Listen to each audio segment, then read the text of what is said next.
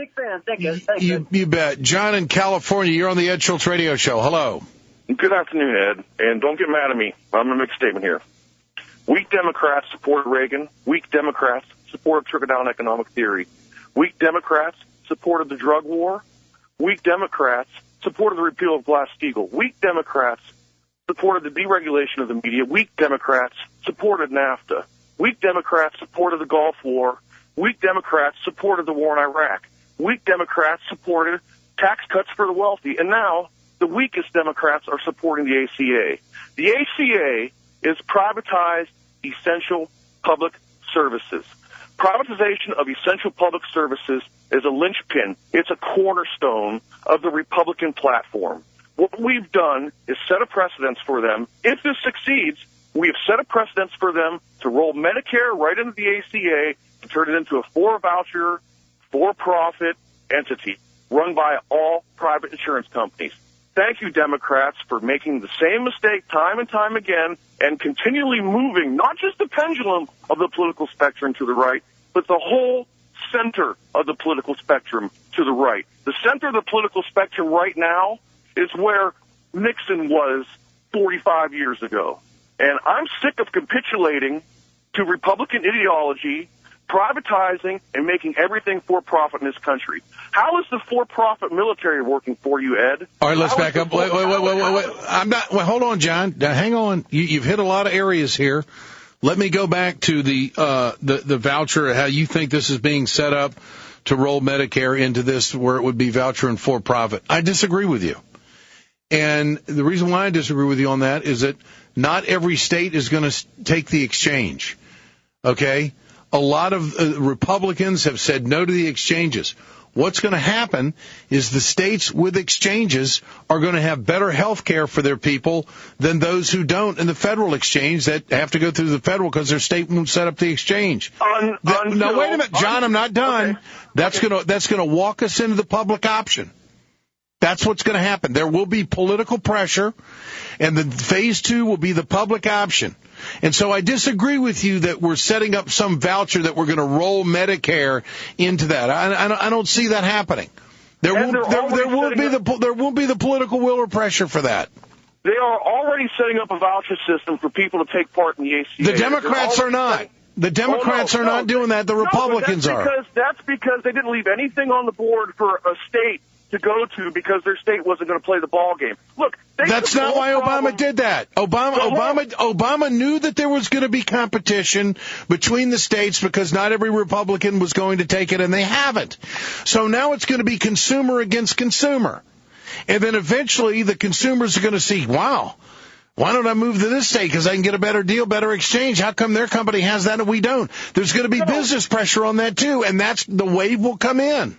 No, you're totally ignoring the practice of corporate America. Look, as soon as the insurance companies get comfortable with this whole situation, they've got people insured, and you're mandated to pay a $106 million bonus, a $106 million salary to the CEO of HealthPoint that he received last year, that we're now mandated to supplement, okay? As soon as they get comfortable with the program, your fees, your monthly premiums are going to rise. Stay with us, John. John, don't go anywhere. I want to finish this conversation. I got to run to a break.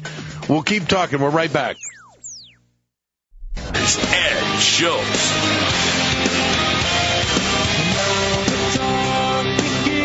This hour brought to you by the wonderful sponsor, LifeLock. 1-877-934-6833. We still have John on the line, all hot and bothered. He thinks I'm going to get pissed at him. I'm not. I just disagree with him. John, here's what I'll make this comment and you can respond to it. The states that aren't taking the exchange are going to rile consumers up to the point where people are going to be demanding it. And that's going to walk us right into a national public option. That's what I think the next move on health care is going to be. You don't see it that way, obviously. No, because they should have had a public option to start with. Anytime you declare something as an essential public service, something that you're mandating people to take part in, something that is declared essential to the well-being of your society, you never solely privatize it. Flag Brothers versus Brooks, Supreme Court case, that was Justice Rehnquist's dissenting opinion. You never privatize essential public service. Well, then what am I doing with my car insurance then? Well, hey, your driving is an option. You don't have to drive a car, Ed. You can take a bus around everywhere. You have another ability. You have another. Wait a minute now. But if I own a vehicle and I drive a vehicle, I have to have insurance. It's a mandate. Exactly. Okay. Yeah, but I don't have to drive. I don't have to drive. I don't have to have insurance. I don't have to get in a car. I can get on a bus. I can take a cab. Okay? Well, church is now for-profit. Listen to me. This is like listening to you. You don't know. This is like Bush coming up with the term compassionate conservative. Remember that term? I do remember it. This is Barack's new term, compassionate corporation.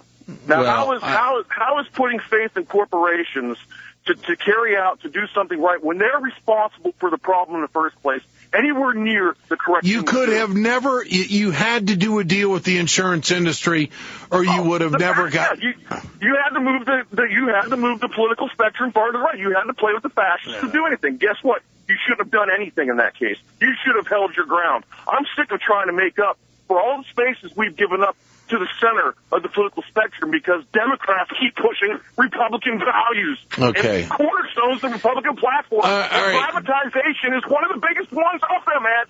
John, we just enabled the next Republican president to come in and use that tool to privatize Medicare. That is not hard to understand. Okay. This is fascism. Wake up and stop capitulating to the people who created the problem, and you continue to make them wealthy. I am going to feel very, very bad if you have a stroke on this radio show. Settle down. First of all, you jump 3 steps ahead. Is that what you want to reduce this conversation to? Well, you're a frickin' asshole. How about that? Get the fuck out of here. How about that? I mean, I'm sure they hit the 7-second delay on that one.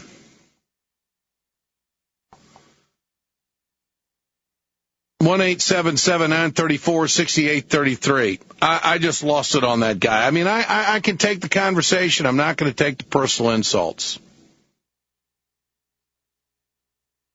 You know, and so I hope that didn't go out. Did we catch that one? I need some direction. Did we catch that one? Yes or no? All right.